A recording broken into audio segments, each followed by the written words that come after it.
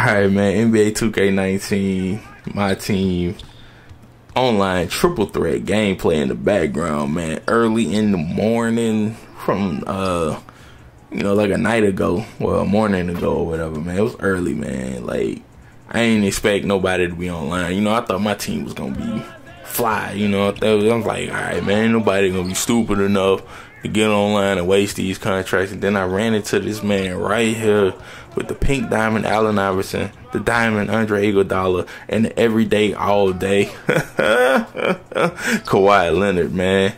So pinky ring, bro. You know what I'm saying? As soon as I saw the name, I was like, oh man. I started thinking of UGK, and I was in there. You ain't never seen how a pimp be rolling so clean. Fly women in fancy things, fly bitches in pinky rings. You ain't never seen. Nah, we ain't getting into that, man. That's that riding dirty, man. But as you can see, man, at the start of the game, I mean, my man, he pulled up from deep. 3-point range with Allen Iverson. I was like, yeah, all right, man. He got those. You know, I disrespected. You know, that was my fault entirely for disrespecting this man. You know, just because he pink diamond, you know, I'm thinking like, all right, he ain't got range like that. Okay, he got range like that. I learned real quick. But, man, real NBA. Let's talk about it, man. Lakers, bro. You know, we got the win last night, man. I'm proud of the guys, you know. People shot bad, though, man. Lonzo shot horribly. But he didn't turn the ball over, you know what I'm saying? He had a nice alley-oop pass to LeBron from half court, you know what I'm saying? Brandon Ingram, you know, he shot pretty bad as well. Tyson Chandler off the bench, 12 rebounds. I mean, you know, somebody got to get those boards, you know what I'm saying? He controlling the paint. He doing what he do, not getting buckets. You know, JaVale McGee actually getting buckets. You know, I feel like he should be right now up there for most improved player.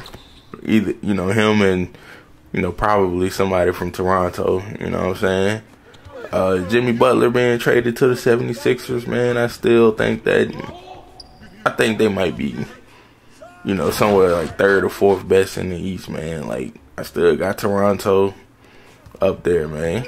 Yeah, I think they third, you know what I'm saying? I think Boston gonna get it together.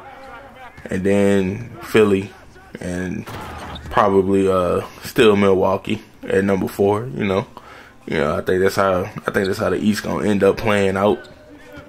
It's a good and a bad move at the same time, man. I feel like, you know, their defense got better, you know, just by adding him. But, you know, if you look at the floor spacing, I don't know, it could be messed up a little bit, man. I think that they, you know, Dario Saric, you know what I'm saying, he can shoot, but, you know, I can understand moving him, but, you know, moving Covington, I don't know, man.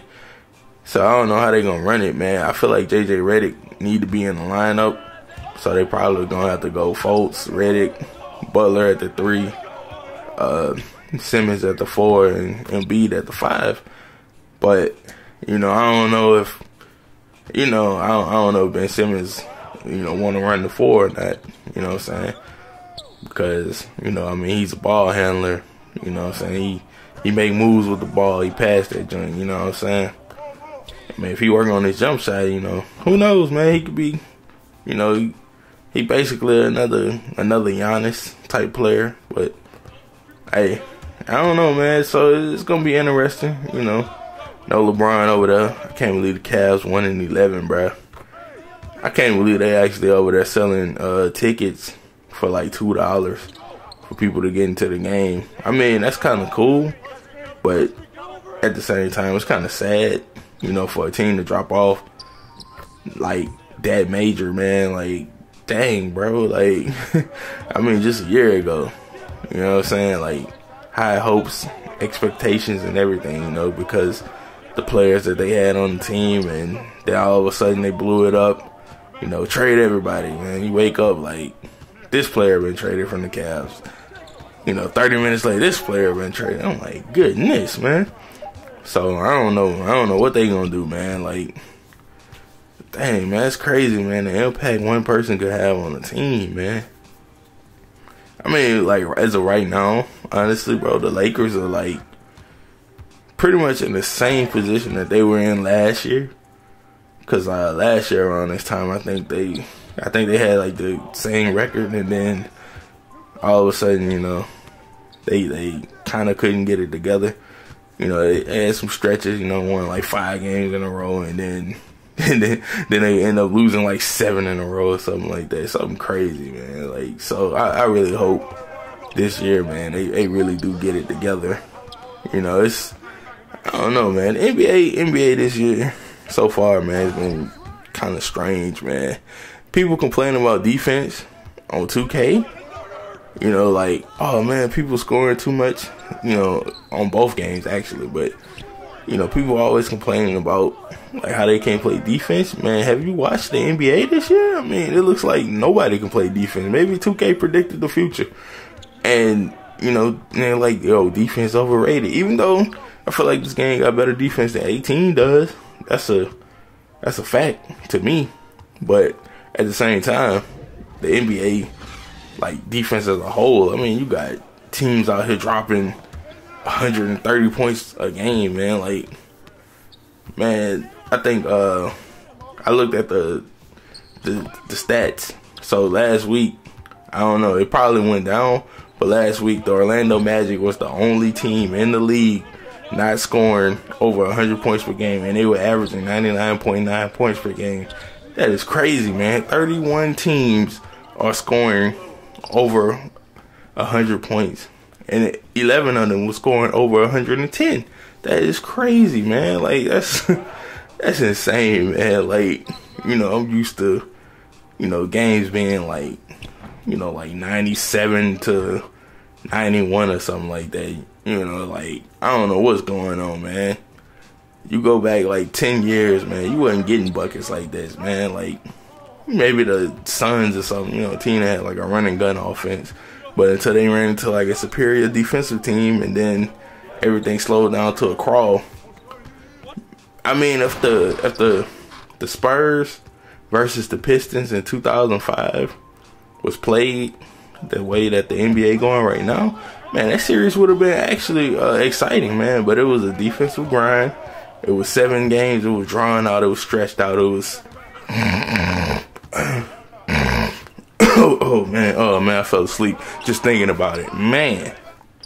Yo, that shit was boring. I ain't even gonna cap, bro. Like, that shit was boring, man. I fuck with the Spurs, but that shit was boring, dog. Like, man, that was NyQuil on steroids, dog.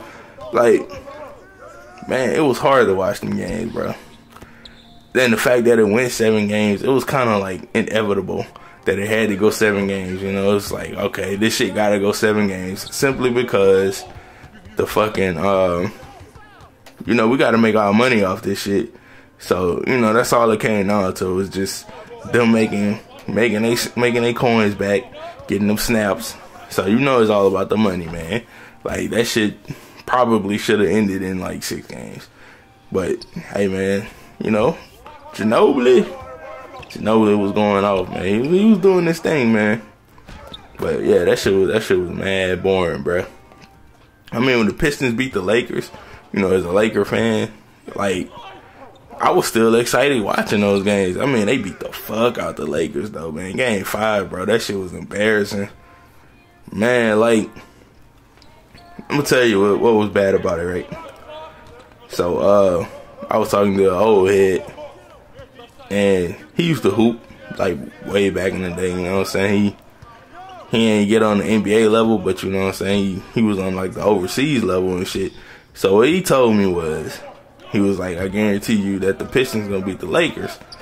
And, you know, I was like, man, you crazy, man. You know, I'm a little younger or whatever, man. So it's like 14 years ago. So, man, I was like, what, 18 or some shit? Something like that. 18, 19. Yeah, I think I was 18 or whatever. But anyways, bro. So my man, he was telling me, he was like, look, they play together as a team. You know what I'm saying? They don't put no one or two superstars above all. And, you know, and I was like, yeah, you're right about that. But, you know, I'm like, man, my man Kobe about to go off. Man, Kobe got straight clamped up, bro.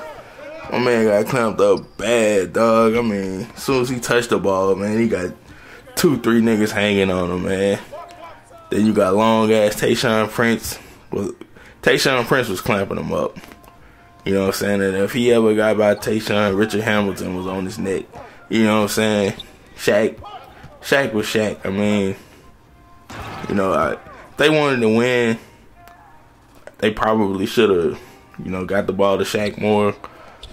Gary Payton is non-existent. Karl Malone was hurt. So, you know, that went their chances. You know what I'm saying? I mean, Kobe was hurt too. If you remember, he did that baseline dunk against the Timberwolves and fucked his shoulder up. But, you know, you didn't think nothing of it. I mean, if Kobe wasn't heroic in game 2, they wouldn't have won no games. They should have got swept, to be honest. But, hey, man, I mean, yo, that's one thing I can say about the Lakers, bro. When they lose, man, they lose big, man.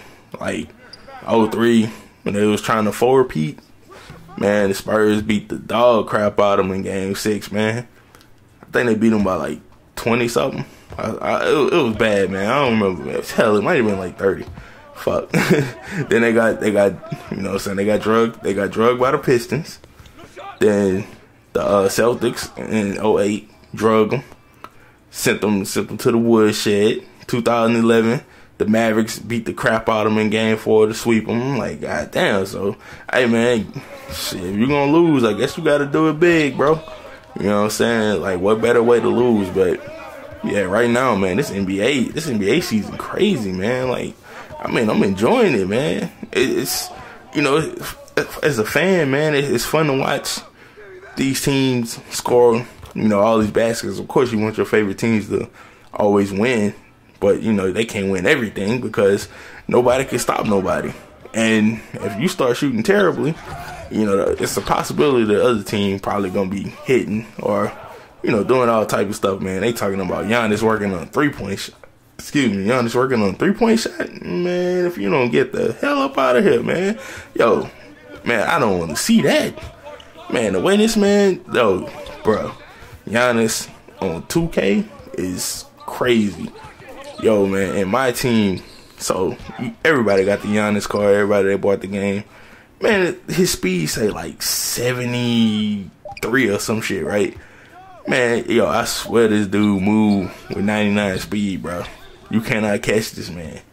This man gone, bro. Like, I'm telling you, he be like, catch me if you can. Like, man, I'm not catching you, bro. He's straight up Mario out here, dog. This man is moving.